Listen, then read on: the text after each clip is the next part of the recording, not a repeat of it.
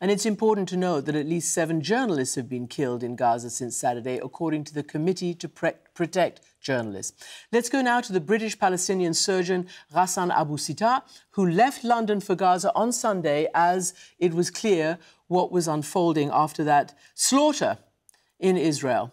1,300 people there have been killed, according to Israeli officials. But let me ask you, because we want to know what's going on and how you're able to help as a doctor who's come from abroad to help, obviously, those civilians who are, you know, clearly going to be wounded and killed. What have you been able to do for them so far, Doctor? The problem is the sheer size of the calamity that has befallen Gaza. 6,500 wounded in 6 days in a place where the total bed capacity is 2,500.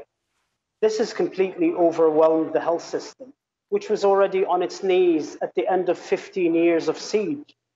The health system is unable to cope. We are down on consumables, on the very material that you need to be able to treat patients, whether they're dressings or anesthetic equipment or disposable. And the capacity, the operating room capacity of most hospitals in Gaza is unable to cope with the sheer number of patients who need to be taken to the operating rooms and the patients who now are critically ill and need intensive care units.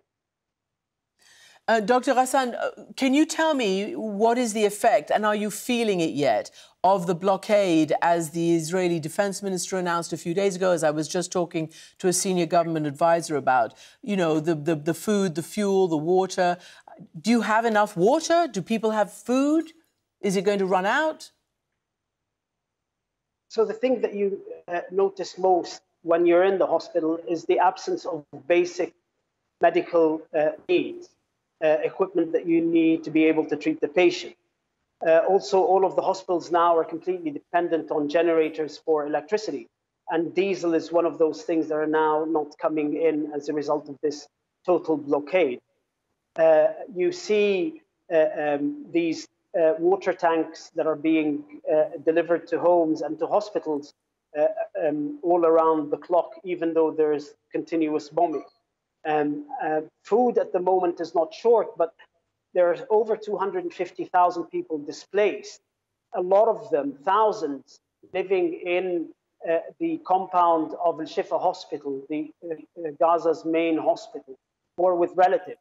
And so these people who've lost their homes have lost their ability to fend for themselves and feed themselves. And so what we're looking at is a catastrophe, a man-made catastrophe that's almost like a perfect storm. People are displaced, their homes are destroyed, a crippled health system as a result of the siege, and numbers beyond the capacity of the health system to deal with. Mm-hmm. Dr. Ghassan, can I ask you something? You came in somehow into Gaza from the UK. I'm assuming from the Egyptian side, the Rafah border. And, you know Israel has told people to leave, just leave, seek shelter, leave. Is there two-way traffic? Are people able to leave? You were able to come in. So I was part of the last group of people that kind of got in on Monday morning, early hours of Monday morning. And I think soon after, the Israeli Air Force bombed the area around Rafah and forced it shut.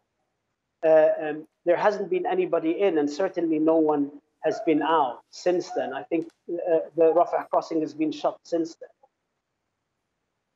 And tell me, what motivated you to go there? And have you done this before in other war zones?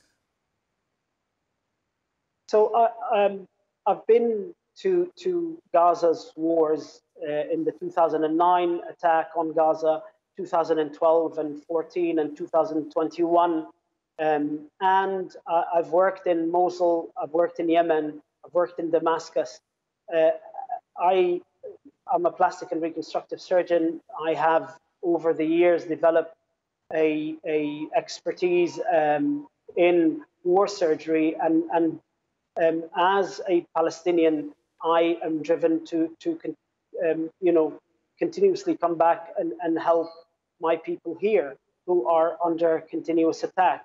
And as someone who's worked in the health system in Gaza, I'm acutely aware of the shortfall in terms of equipment and expertise and material that exists in the system. And can you tell me what kind of injuries you're seeing most of? Is it? I know you've talked about burns and not even having the right disinfectant to rub down burns before treatment. But what other injuries are you treating?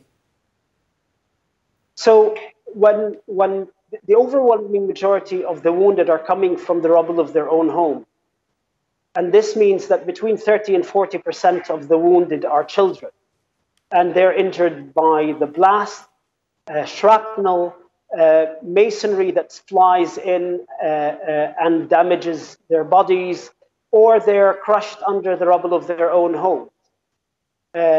So all of these injuries are extremely contaminated and require surgeries and repeated surgeries. And the devastating thing is with children, this is a lifetime worth of reconstructive surgery. As that body, that scarred body, tries to grow in the future, these kids will need surgery after surgery, as we've seen with the kids in Gaza's previous wars, or in Syria, or in Yemen, or anywhere where children are hurt in these conflicts. And finally, Dr. Ghassan Abu Sitta, what about family? Do you actually have family there in Gaza, in the territory there? So my family were refugees, made refugees in Gaza in '48. Although my father left Gaza in the 50s and moved to Kuwait, I still have cousins who live in Gaza and in-laws who live in Gaza. On the first day of arriving, I went to my great uncle's house, and we had to be evacuated on the first day because the area was being targeted. We moved to another cousin's house, and we were pinned down for the first night of bombing. And I didn't make it to Shifa Hospital until the Tuesday morning. When I went back to pick up my belongings from my uncle's house, we had discovered that the house had been severely damaged because the whole neighborhood had been bombed that evening.